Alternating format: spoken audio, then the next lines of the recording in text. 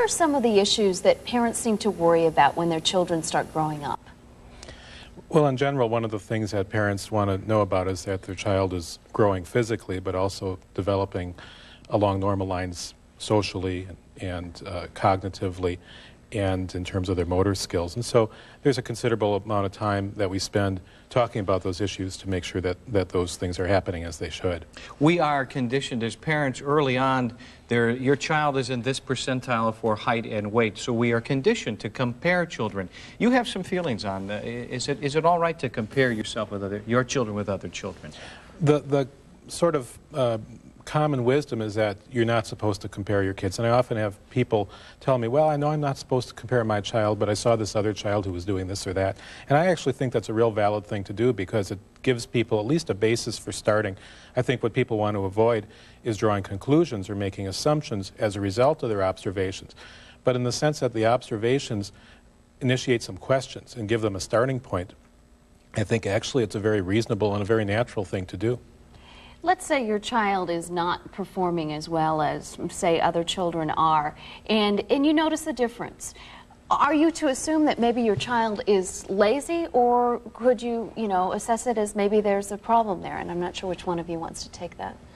Well, I often hear that my child isn't speaking as well as they should, and I feel that it might be a result of laziness. And what I tell people is that it's actually a lot less work to speak.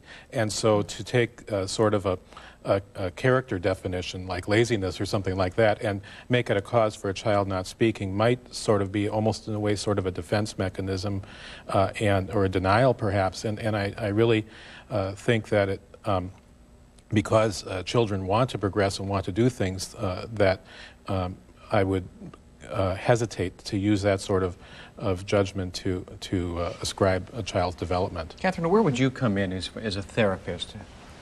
I think that, as Dr. Gollup said, the important thing is that parents ask those questions and feel comfortable to share their concerns with the pediatrician.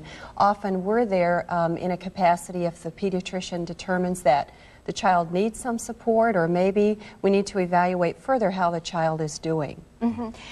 And you mentioned to us earlier that early intervention is important. So if you notice that there's a problem, it's good to get into a therapist. What kind of things would you work on, say, with a child who was having some problems?